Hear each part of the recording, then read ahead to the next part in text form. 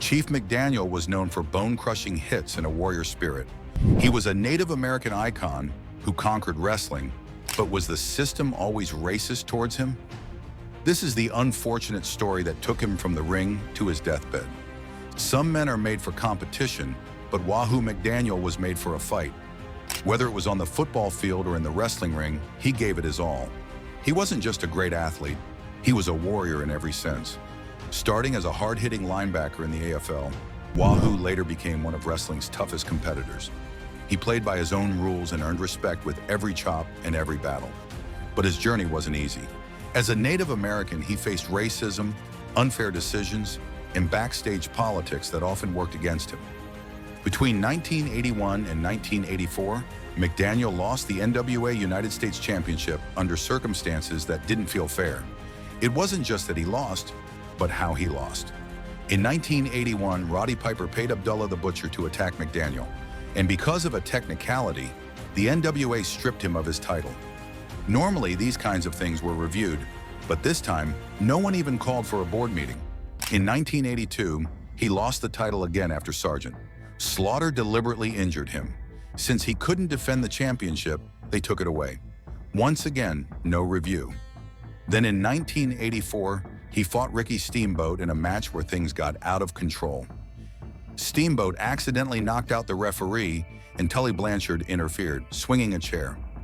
Instead of hitting McDaniel, Steamboat got hit. McDaniel saw the chance, pinned Steamboat, and won the match.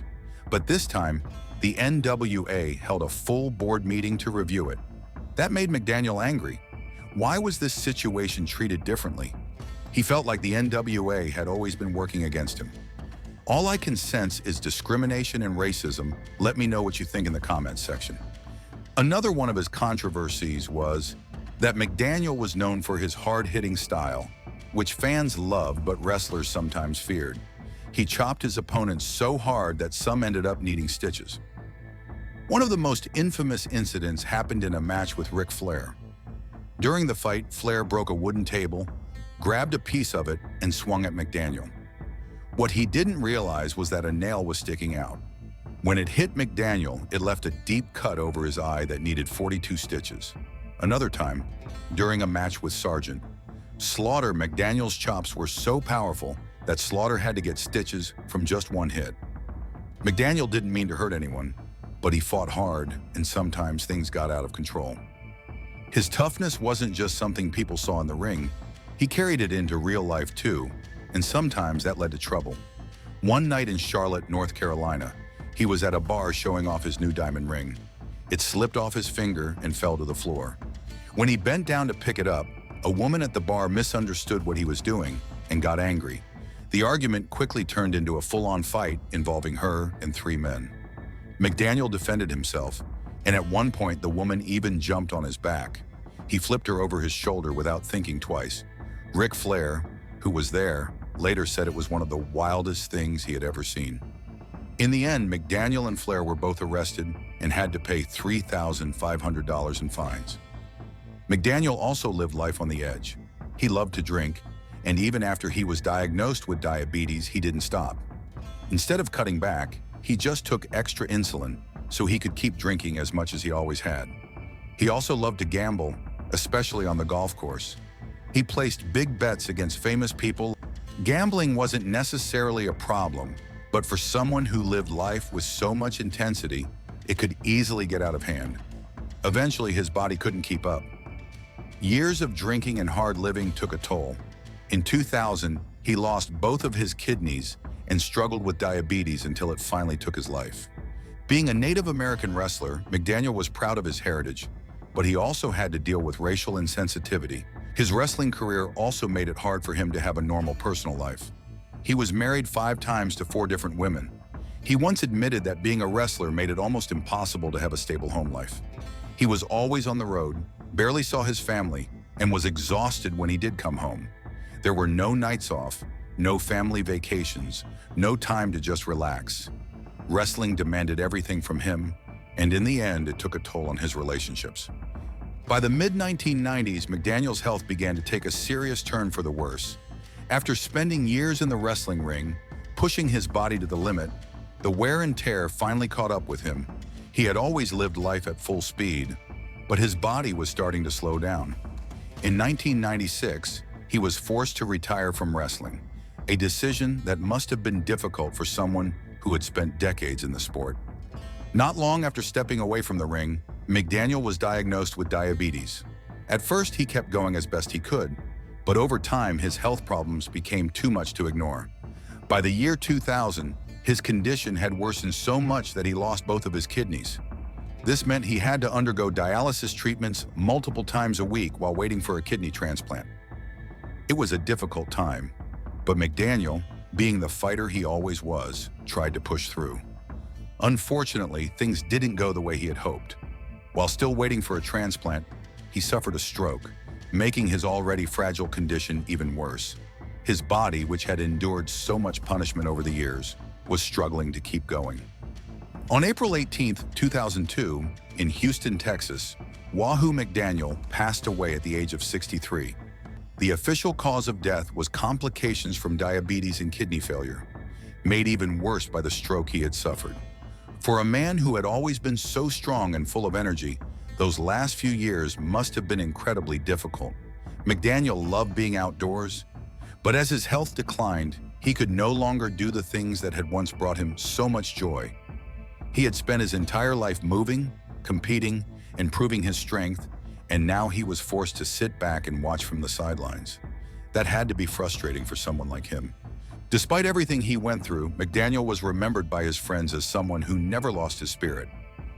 Flair, one of his closest friends in the wrestling business, spoke about how McDaniel continued to be the same bold and fearless man he had always been, even when his health was failing.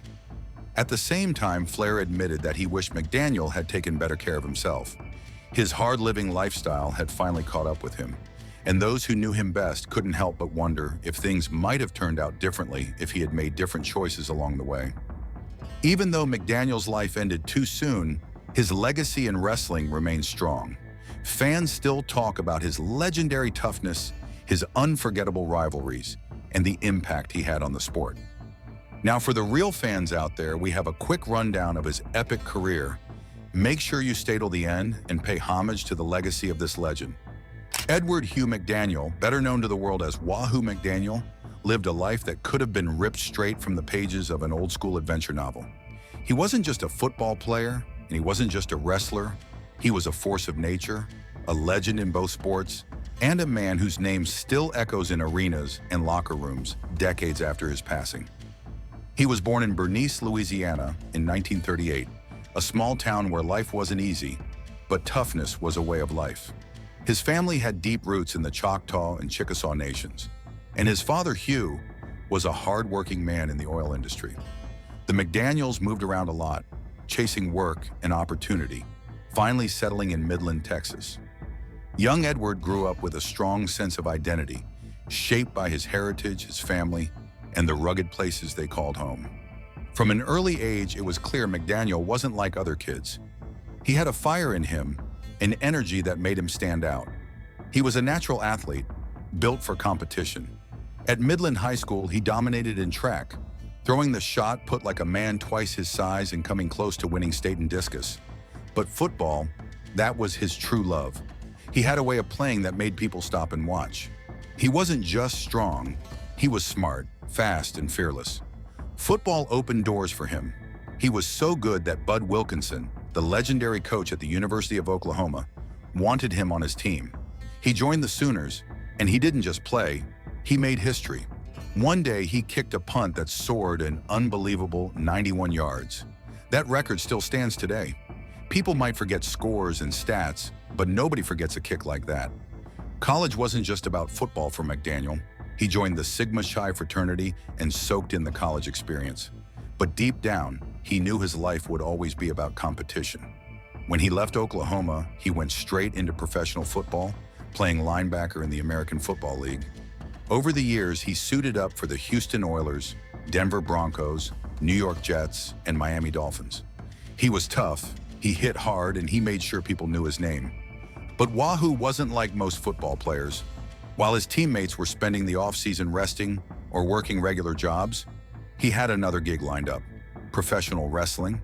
He started training and stepping into the ring, and before long, he realized something. He loved wrestling just as much as football, maybe even more. It had the same intensity, the same physical demands, but there was something different about it. Wrestling had a showmanship, a wild energy that pulled him in. He could hear the crowd, feel their excitement, and he knew this was where he belonged. Eventually, he had to make a choice. Football was great, but wrestling was calling his name. He made the jump, leaving football behind and diving headfirst into the world of body slams, chops, and championship belts. It was the 1960s and wrestling was booming. The American Wrestling Association and the National Wrestling Alliance were filled with big personalities and tough-as-nails competitors. Wahoo fit right in. He had the athleticism, the grit, and a presence that made people stop and watch. He started training under Dory Funk Sr., a well-respected promoter in the NWA Amarillo territory, and by the time he was traded to the Denver Broncos in 1961, he had already stepped into the ring. In 1964, McDaniel was traded again, this time to the New York Jets. It was around this period that he started wrestling for Vincent J. McMahon's Worldwide Wrestling Federation, WWF. McMahon, always wanted to see marketable potential, leaned into McDaniel's Native American heritage and gave him the now famous moniker, Chief Wahoo McDaniel. The name stuck, and so did wrestling. By 1966, McDaniel found himself with the Miami Dolphins, but his passion for wrestling kept growing. He began working for Eddie Graham's Championship Wrestling from Florida, CWF, honing his craft in the ring while still playing football. When his football career came to an end in 1969, McDaniel transitioned into wrestling full-time. In his first year, he quickly made waves in the NWA Texas territory, winning the NWA Texas Heavyweight Championship and establishing himself as a force to be reckoned with. As the years went on, McDaniel moved through various wrestling promotions, each stop adding to his legend. In the American Wrestling Association, AWA, he engaged in a heated rivalry with superstar Billy Graham. From 1973 to 1974, their matches drew huge crowds, with their battles ranging from Indian strap matches to brutal tag team encounters. One of his most frequent partners during this time was the Crusher, and together they often squared off against Graham and Ivan Koloff. In 1974, McDaniel moved to Jim Crockett Promotions in the Mid-Atlantic territory, where he helped shape the region's singles competition. One of his fiercest rivals was Johnny Valentine, a man he had history with from his Texas wrestling days. Their feud was a hard-hitting, brutal affair, filled with stiff punches and thunderous chops that echoed throughout arenas. When Valentine eventually transitioned into tag team wrestling, McDaniel found himself in wars against Valentine and a young upstart named Flair. Partnering with Paul Jones, McDaniel delivered some unforgettable battles, further cementing his status as one of the toughest wrestlers in the business. The rivalry between McDaniel and Valentine reached new heights on June 29, 1975, when McDaniel defeated him to win the NWA Mid-Atlantic Heavyweight Championship. 2 years later, in 1977, the next chapter of the feud unfolded when Johnny Valentine's son, Greg Valentine, made a statement by attacking McDaniel and breaking his leg. This was a carefully crafted wrestling angle meant to establish Greg as his father's successor in the ring. Their feud was brutal and personal. Greg won the title from McDaniel on June 11, 1977, but Wahoo regained it just 2 months later. The bad blood didn't end there. On September 7, 1977, at a WRAL TV taping, Valentine once again defeated McDaniel and in the process legitimately broke his leg. To add insult to injury, Greg Valentine played the perfect villain, mocking McDaniel at every turn. Weeks after the incident, he and Flair appeared in an interview where they tossed change at McDaniel, taunting him about his hospital bills. Valentine even had t-shirts made with slogans like, "I broke Wahoo's leg," and "No more Wahoo," enraging fans and ensuring that their eventual rematch was highly anticipated. Despite the injuries and rivalries, McDaniel's career stretched for decades. Even in the 1990s, long after many of his contemporaries had retired, he was still making appearances. He wrestled at WCW's Slamboree 1993, a Legends reunion pay-per-view where he teamed up with Blackjack Mulligan and Jim Brunzell against Dick Murdoch, Don Morocco, and Jimmy Snuka. 2 years later, at Slamboree 1995, he stepped into the ring again and defeated Murdoch in a singles match. Even after officially retiring in 1996, Wahoo McDaniel remained a respected figure in the wrestling world. His name was synonymous with toughness, and his battles with the likes of Johnny Valentine, Greg Valentine, Ric Flair, and superstar Billy Graham were legendary. He was a pioneer, a warrior, and a fan favorite, leaving behind a legacy that would be remembered for generations to come. All right, that's the story of Wahoo McDaniel, a man who lived life on his own terms, fought his battles inside and outside the ring, and left behind a legacy that wrestling fans will never forget. What do you think? Was he treated unfairly, or was it just the way the business worked back then? Let me know in the comments. And if you enjoyed this dive into wrestling history, don't forget to like, share, and subscribe for more stories about the legends who shaped the sport. Until next time, keep the spirit of wrestling alive.